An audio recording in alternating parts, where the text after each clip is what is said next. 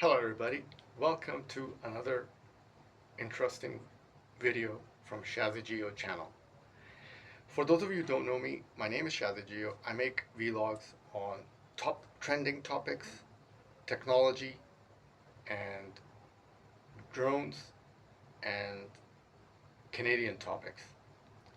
And today's topic is my scariest moments while I was in Canada for over 17 years in my life. Wow! Why do I want to talk about that? It's a pretty interesting topic because if you are living in any one of those countries in the world today, you can compare your life with my video and see how dangerous your scariest moments were versus my scariest moments. Do you see the grip I'm getting into? So let's just discuss, because having a scary moment is very, very bad. And in some countries, the violence is above unexpected levels. And in some countries, like Canada, you will see for yourself. So the first scariest moment I had in my life in Canada in the beginning, when I immigrated, was I needed to buy a computer. And when I was there in Canada, I was like, okay, what's the best place to buy a good computer? Because I'm a computer person myself. So after researching the market, because I was new to the country, I found Canada Computers, the franchise, to go there and purchase a nice desktop, which I liked. Which I remember it was a Gateway desktop. And it had a touch screen, LCD, and it had a desktop loaded. I remember it was like 1 terabyte hard drive back in the day. So I bought a pretty loaded computer. And when at the point of sale, I presented my um, debit card, so the cashier just swiped it, and I typed my secret code, and I got charged $1,100 for that desktop machine. Apparently, that week, in my bank account, I had thousands of dollars. And when I went back home the same night, I don't know, for some reason, I stopped at an ATM and I checked my balance. Yo, if I spent $1,100, how come $3,000 are missing? That just raised alarm bells. And I said, where was the last place I went that day? And it was Canada Computers. I went to the local police and I told them my story. Within 5 minutes of phone calls, the Canada Computer staff traced the employee who did this because he had my login details. And within 36 hours, $1,800 that was missing, because I paid for $1,100, but $1,800 they took for himself. So about $2,900 was credited. So I was really, really, like, I couldn't believe it. I said, this happens? Like, it never happened in my life. So I got $1,800 deposited back into my account. I don't know what happened to that employee. The police caught him, whatever, because whatever, that's not my business. But I got my money back less than 36 hours. And that's how fast the security and the privacy and your banking details, they take action so fast in Canada. That was a very, very dangerous moment. It's like, if that happens to anyone, I mean, like, and thousands of dollars are gone, and you can't do anything about it. The authentication and the security logins and the transactions from ATMs to online banking, it's very strong in North America. And I do give credit, because within 5 minutes of my reporting the crime, they said, yes, we know who did it. And within 30, they told me they know who did it, because they have all the details of the logs, you know, sending money, receiving money, banking details, bank names, where it goes, and who's the employee, where does he live, what time did he work, and whose customers, you know, he took. So it's pretty advanced in North America. And the second example I'm going to talk about is I got a few scammer calls because I kept the same phone number in Canada when I was there. Only one phone number. So I got these repeat like scam calls. And you get these calls. It's no big deal. And but I remember three calls like they were the worst scammer calls that I ever got in my life. I'm only going to talk about one of them because the other two were not that serious, but this one was really serious. Why was it serious? There were multiple factors about this. The caller is agent is acting like he's calling from Government of Canada in Ottawa.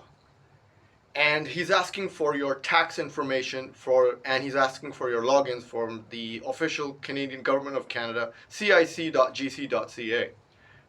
Therefore, he knows about your immigration status. He knows he's calling from Ottawa, from some office in the capital city of Canada and immigration, and he knows about your personal data. And he wants more information. And he says, if you don't do it, you're going to get penalized and blah, blah, blah. I was really scared. I was like, yo, what happened? And he was with me and he was speaking with me for 1 hour, 15 minutes. And I was worried, like, what's going on? And the information he was giving me, he was telling me, look, I have your information. This is your, card identity number. This is your social insurance SIN number. And I was like, where did he get this number? Because nobody knows this information. And he was showing me screenshots. This is where he's getting this information. He's sitting in a government office. And I was scared to death. Man, this guy knows everything about me. So, but apparently, in that 1 hour 15, I asked him, because I've worked for call centers myself, so I know how to cross question these guys. So I asked him, hey man, where are you calling from? No, so and I tried to get the so he gave me an address of a government office in Ottawa, and I quickly called. While I was on the call with him, I Googled it, I got the number, and secretly, when I was for 1 hour, 15 minutes with him over the phone, I used my backup phone and I called the original office in Ottawa. And there was this wonderful white lady, and I asked her, ma'am, does this happen to you? Do you guys actually call from this office and tell people about, their immigration? She says, no, we don't, and don't take this seriously. And she told me straight up, drop that call. And I was like, oh my God, thank God, So after 1 hour 50, I went back to this guy and I just went aggressive on this guy. Excuse me, where is your office? Tell me where you're calling from. I want to know what your name is. What is your company name? Blah, blah, blah. I was just like, and then he started feeling nervous. Why did I change my attitude? Because I knew he was a fake scammer. And then I asked him, what is your name? You know what he said? He said, my name is Amigo. Amigo is a Mexican, Spanish, Hispanic name. And you know where his accent was coming from? A call center somewhere, and I can read, like I'm Indian myself, but I can read that his accent was thick, strong, Indian accent. And he calls himself, he's Amigo. Yo, bro, I can make a better Amigo accent. Arriba, arriba, bandale. He couldn't do that. So I told him, listen, if you're Amigo, then where is your Spanish accent? He couldn't answer that. And I got him right there and then. Because I had to verify the data. Is this guy genuine? Because we have a lot of Indian folks in Government of Canada. So I didn't, question him then. I had to verify who this guy was. Is this office legal or illegal? And I quickly determined when the white lady said that we don't do this. And it's a scam call. Drop the call. And that was just like, oh my God. He was like, I could feel the background, like I figured out who he was. And when I asked him like, oh yeah, we have amigos in India who speak with a thick English accent. And people background in the call center, I could hear they were just panicking. And that's how I got it. And it was the worst moment of my life. If I gave him certain details about my immigration, he could do a lot of damage. So that was really, really, really, but really horrific. 1 hour, 15 minutes. I had a headache for the next 2 days because it scared the living daylights out of me. Because in North America, if your privacy is breached because they know your identification details, that's it. Because everything depends. Your healthcare, your financial institutions, uh, you know, your purchases, the shopping mall, etc., etc. So that was pretty scary. And the third scariest moment of my life in Canada was I was in downtown Toronto and I bought my e-bike, and this was my third e-bike because e-bikes are pretty fashionable rides in downtown because you can't wait for a bus. You need something to go fast, and you can't use a car because you can't park your car in downtown, so you need an e-bike. So I bought a pretty loaded e-bike, and I remembered the color was red. There's a video on the channel, you can see it on the e-bike. And this e-bike top speed was 75 kilometers. And that day I was happened to drive on St. Clair Avenue on Avenue Road. And there's a turn on a slope from St. Clair, it goes downhill. So when you go downhill, if you're doing 75, you're actually doing 85 kilometers. And it's a pretty, I think about 500 to 600 meters fall. So you go pretty fast. But apparently that day, there were 3 cars with young teenagers behind me. And they were like racing each other. 2 of them were friends and there was the other car. So they were like fully high speed chase behind my e-bike. And I have an e-bike, I can't go faster than 75 or 85. But these guys have got really fast cars. They can go like 100, 160. And they're like behind me and they were shouting, "Hey, let's overtake him." And I was scared to death. If I moved right, the guy from the back will hit me. If I go to the left, the guy from the left will hit me. But I gave the indicator and I kept looking on the right. I want to take an exit, the first exit. So the first driver behind me, he got it. That I want to just get out of it. I don't want to continue this downhill slope. He slowed down, and my mind, I could see I'm going to lose my arm and a leg for sure if I don't get out of their way. Because there were 3 of these cars were just chasing each other, bumper to bumper, and like that. And I'm just like, on an e-bike, it's like you can't compete with a car versus an e-bike. If you get hit, you're gonna get hit, badly, injured.